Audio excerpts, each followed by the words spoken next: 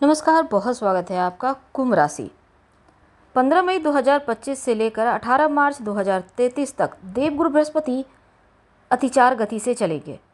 देवगुरु आपके लिए लाभेश हैं, धन भाव के अधिपति हैं और कुंभ राशि वालों अतिचारी अवस्था में इसके पहले द्वापर युग में जब महाभारत का समय था तब देवगुरु बृहस्पति चले थे, अगर हम गोचर की माने तो अब देखिए अतिचार गति से चलना क्या होता है। देखिए एक राशि से दूसरी राशि में जाने में देवगुरु बृहस्पति 12 से 13 महीने का वक्त लेते हैं, लेकिन जब अतिचार गति से चलेंगे तो करीब 4 से 5 महीने में ही वो राशि परिवर्तन करेंगे। तो 15 मई से ये स्थिति आपका बनने वाला है, यानी आप कुंभ राशि वालों के ऊपर अतिचार गुरु का प्रभाव कैसा रहेगा, कितना अच्छा कितना बुरा, आज हम जानेंगे विस्तार से। वीडियो के अंत तक बने रहें। ये प्रेडिक्शन चंद्र राशि पर आधारित है। देखिए 15 मई 2025 चतुर्थ भाव यानी वृषभ राशि में अभी तक थे, यहाँ से निकलकर ये पंचम भाव में प्रवेश करेंगे। अब देखिए देवगुरु बृहस्पति शुक्र की राशि में थे जो शत्रु राशि है। अब मिथुन राशि जो बुध की राशि है यहाँ पर आएंगे, मित्रता का भाव है। तो गुरु जब मित्र के घर आएंगे तो यकीनन वो रिलैक्स मोड में होंगे, कई समस्याएं समाप्त होंगी, भाग्योन्नति के रास्ते आपके लिए खुलेंगे। तो मिथुन राशि के घर आने से, क्योंकि वायु तत्व की राशि है और देवगुरु बृहस्पति आकाश तत्व के ग्रह हैं, अब देखिए इन लोगों का मिलन तो अति शुभ है और अतिचारी गति से जब चलेंगे तब आपकी लाइफ पूरी तरह से बदलने वाली है।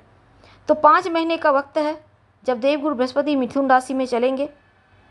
अब इस समय यानी कि जो काम वो 12 महीने में कर रहे थे वो अब 4 ही महीने में होंगे, यानी जल्दी जल्दी काम होगा। अब आप समझ सकते हैं कि जब व्यक्ति हड़बड़ाहट में काम करता है तो कुछ गलतियां होती है, कुछ अच्छी चीज़ें भी होती है। अब देखिए 4-5 महीने में चीज़ें कंप्लीट होंगी। तो 15 मई से लेकर 18 अक्टूबर तक देवगुरु बृहस्पति आपके पंचम भाव में रहेंगे। अब पंचम भाव में रहेंगे तो कुछ चीज़ें आपके लिए बहुत कुछ बदलेगा। पंचम भाव में देवगुरु बृहस्पति का आना अच्छा माना जाएगा, क्योंकि त्रिकोण भाव में होंगे, लाभ के मालिक हैं, धन के मालिक हैं, त्रिकोण भाव में रहेंगे। आर्थिक मामलों में प्रगति होगी, बड़े लाभ के अवसर मिलेंगे। कोई मन की इच्छा दबी हुई है तो इच्छा पूर्ति होगी। गुरु की दृष्टि भी देखा जाए तो नवम, देखिए इनकी सप्तम दृष्टि में 11वें भाव पर होगी, तो कोई बड़े सपने पूरे होने के योग हैं। प्रॉब्लम ये होगी कि जल्दबाजी में कोई काम ना करें। पंचम भाव आपका डिसीजन का होता है, तो बार बार डिसीजन चेंज ना हो इसका ध्यान रखें। संतुष्ट जब तक ना हो कोई भी काम को आगे ना बढ़ाएं। संतान प्राप्ति के योग बनेंगे, लेकिन संतान के स्वास्थ्य संबंधी चीज़ों पर भी नज़रें बनाए रखना होगा। और हालांकि इस समय संतान का डेवलपमेंट होगा, लेकिन लापरवाही ना करें। जो बच्चे हैं उनके लिए बढ़िया रहेगा पढ़ाई लिखाई के मामलों में। अगर आप कहीं बाहर जाकर कॉलेज वगैरह में एडमिशन लेना चाहते हैं तो पढ़ाई के लिए बढ़िया है।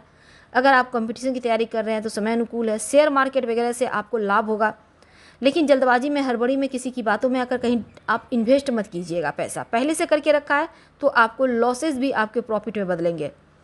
तो 18 अक्टूबर से 5 दिसंबर तक का जो वक्त है, देवगुरु बृहस्पति आपके पंचम भाव से निकलकर छठे भाव में जाएंगे। अब छठा भाव कर्क राशि यानी चंद्रमा की राशि, गुरु बृहस्पति यहाँ पर चंद्रमा के साथ बैठकर गजकेसरी योग तो बनाएंगे, साथ ही उच्च के हो जाएंगे। छठा भाव आपकी जॉब का है, रोग चोट ऋण कर्जे शत्रु का है, तो नौकरी में विशेष उन्नति होगी। जॉब चेंज करना चाहते हैं तो बढ़िया है, कोई भी प्रॉब्लम में खत्म होगा। अब इस समय आपका मान सम्मान बढ़ेगा, साथ ही सतर्कता भी आवश्यक है। छठे भाव में इनके रहने से 2 महीने का वक्त है, तो आप बिजनेस डील अगर करना चाहते हैं तो आप सोच समझ कर करें, नहीं तो हानि होगी। किसी पर आंखें बंद कर भरोसा ना करें। खासकर मान प्रतिष्ठा के मामलों में आपको ऊंचाइयां प्राप्त होगी। कार्यस्थल पर आप मेहनत लगन से काम करेंगे तो आपका इनकम भी बढ़ेगा। और 5 दिसंबर 2025 से लेकर 6 जून 2026 तक का जो वक्त है, देवगुरु बृहस्पति एक बार फिर से पंचम भाव में आएंगे, तो जो अधूरे कार्य रह गए हैं वो पूरा होगा। तो वक्री अवस्था में ही एक घर पीछे से चले जाएंगे, तब जो यात्रा की थी वो आपको बेहतर रिजल्ट यहाँ से देना शुरू करेगा।